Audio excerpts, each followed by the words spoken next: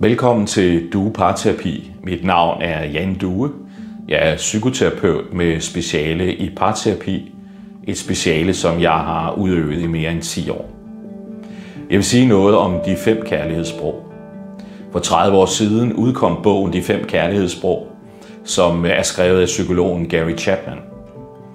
Bogen har lige siden ligget nummer 1 på New York Times bestsellerliste over parforholdslitteratur.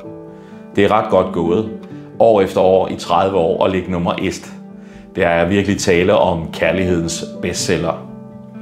Og helt ærligt, jeg er ikke sådan meget for selvhjælpslitteratur med hurtige tips og tricks til kærlighedens liv. Dertil er kærligheden alt for stor og smuk og svær.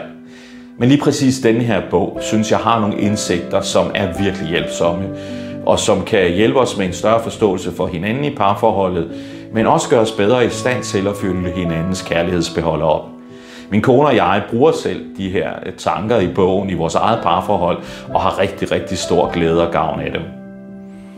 En af de vigtige indsigter i bogen er, at følelser skal have sprog. At det er vigtigt, at kærligheden ikke bare ligger som sådan en følelse eller en tanke inde i os, men at den bliver udtrykt og formidlet.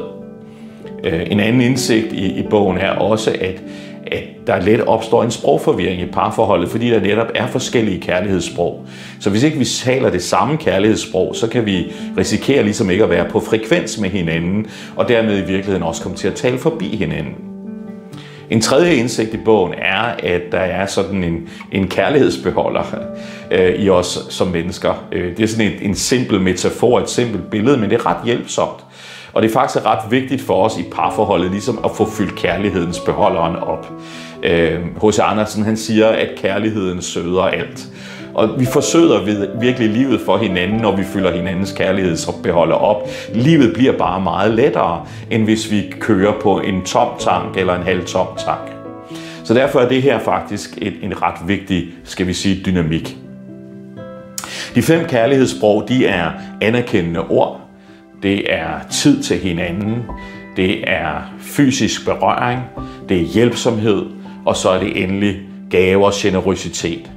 Så det er de 5 kærlighedssprog, og jeg vil lige gennemgå dem ganske kort, et for et. Og undervejs så håber jeg, at du kan genkende, hvad dit kærlighedssprog er, og måske også få øje på, hvad din partners kærlighedssprog er.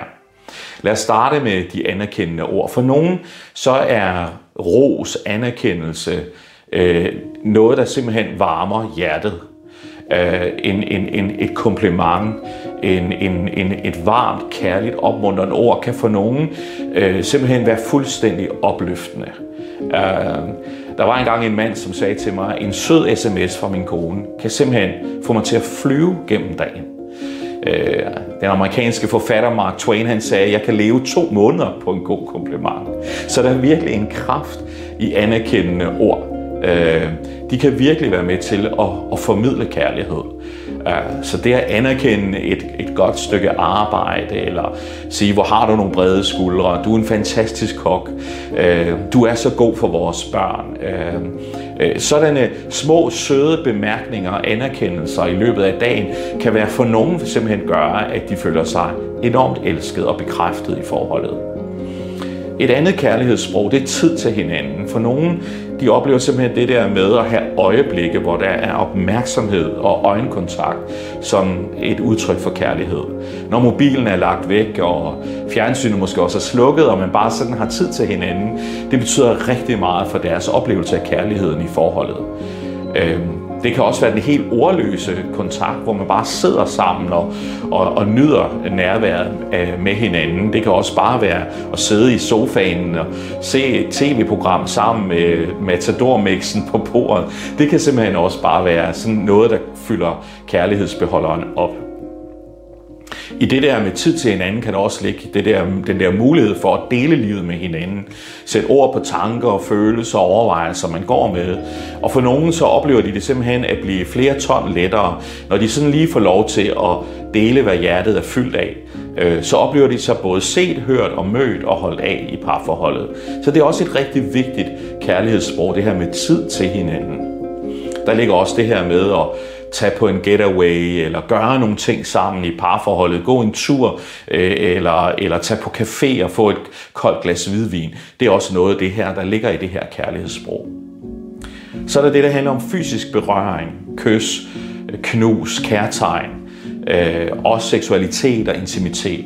Der er nogen, der simpelthen oplever, at de i særlig grad bliver fyldt op kærlighedsmæssigt, når de møder kærtegn og intimitet.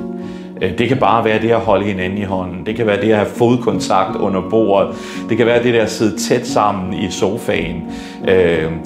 Alt det der, det er med til simpelthen for nogen at gøre, at de føler sig elsket og holdt af. I det her kærlighedssprog har jeg lagt mærke til, at der også ofte er en sanselighed. Det her med dufte og sansen for skønhed og former og farver.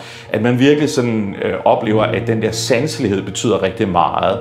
Også det her med, at der kan ligge det her kærlighedssprog, det her med sådan at flirte og spille lidt op til hinanden, spillet, samspillet, forspillet, alt det der er ret vigtigt i det her kærlighedssprog. Der er sådan noget liv i det. Så nogen oplever virkelig, at kærlighed formidles gennem knus, kærtegn, intimitet og seksualitet. Så er der det fjerde kærlighedssprog, som sådan er hjælpsomhed. Det er, at nogen sådan kommer op på siden af en og giver en hjælpende hånd, er for nogen bare et udtryk for kærlighed. I parterapien så kan jeg nogle gange møde nogen, som siger, jeg har brug for mere end ord, jeg har brug for handling. Og det er ofte et tegn på, at der måske er et kærlighedssprog her, der hedder hjælpsomhed.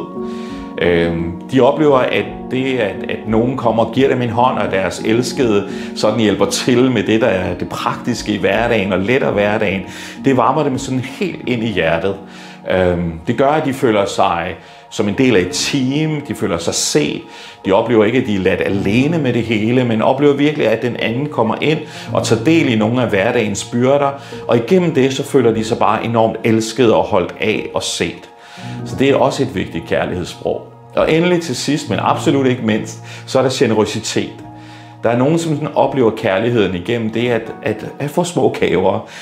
På dansk hedder det også at give en opmærksomhed, så man kan næsten høre, hvordan gaven kan have en symbolsk kraft, at der selv i den mindste lille gestus kan ligge nogle dybe rødder. Så de bliver varmet op af små opmærksomheder, gaver, der gives, søde hilsner, der gives på den ene og på den anden måde. Det behøver ikke være gavens størrelse. Her er det virkelig tanken, der tæller. En buket, der er plukket i grøftekanten, kan have lige så stor betydning som en eller anden dyr gave. Også det her er et vigtigt kærlighedssprog. Man vil typisk genkende nogle af dem, der har det her kærlighedssprog ved, at de tager ansvar for fødselsdagsgavelisten på jobbet. Det er dem, der går op i, at sådan nogle ting bliver klaret og ordnet, fordi de selv oplever, at gaver er betydningsfulde. Så her har vi de 5 kærlighedssprog. Det er altså de anerkendende ord, det er tid til hinanden, det er den fysiske berøring og kontakt, det er hjælpsomhed, og det er generøsitet og gaver.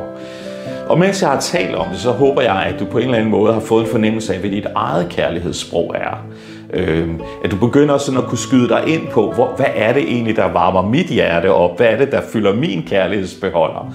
Mange har både et primært kærlighedssprog og så et sekundært kærlighedssprog, så man i virkeligheden taler 2 sprog, men hvor det ene er mere vigtigt end det andet.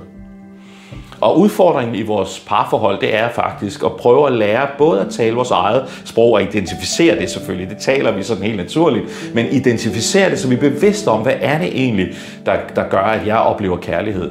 Men i lige så høj grad blive klar over, hvad min partners kærlighedssprog er, og lære at tale det, også selvom det måske ikke er helt naturligt for os. I mit parforhold med Karin, jamen så ved jeg, at hendes kærlighedssprog, det er tid til hinanden. Jeg ved, at hvis vi hver dag lige får sat os ned i nogle øjeblikke og talt med hinanden, kigget hinanden i øjnene, hun lige får lov til at dele sit hjerte og sine tanker, men også høre, hvad der er inde i mig. Det er næsten lige så vigtigt. Jamen, så ved jeg bare, at hun bliver let om hjertet. Jeg ved, at hun sådan oplever, at så er der noget kontaktfuldhed imellem os, som gør, at hun føler, at vi er sammen. Vi er bondet med hinanden.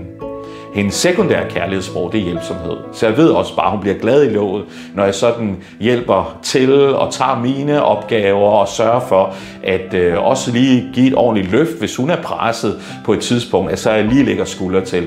Så ved jeg bare, så varmer det hende helt op. Mit kærlighedssprog, det er krop. Det er kys og kærtegn. Jeg er sådan en kropsfætter, så jeg bliver fyldt meget op af sådan af kærtegn. Og heldigvis er Karin enormt generøs på det område. Det falder hende ret let at komme mig i møde der, og det betyder rigtig meget for mig. Det gør jeg sådan bare, er ladet godt op i kærligheden, fordi hun kommer mig i møde der. Mit sekundære kærlighedssprog, det er anerkendende ord. Det er lidt sværere for Karin. Hun er sønderjyde, hvor man altså bare ikke er vokset op med at bruge særlig mange store ord. Så det øver hun sig på, kan man sige. Og nogle gange, så hjælper jeg hende med det også. For eksempel, hvis jeg har ordnet haven, og den står knivskarpt, så hiver jeg fat i hende og tager hende med ud, og så siger jeg, se.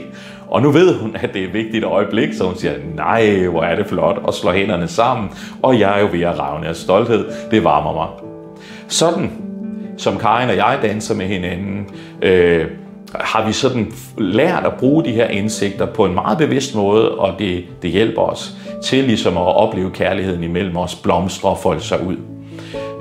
Og jeg ønsker egentlig for alle, som ser med her, at det her bliver en øvelse, man tager med sig ind i parforholdet, at blive bevidst om sit eget, men også om sin partners kærlighedssprog, så man virkelig får musikken til at spille i kærlighedslivet i de små hjem.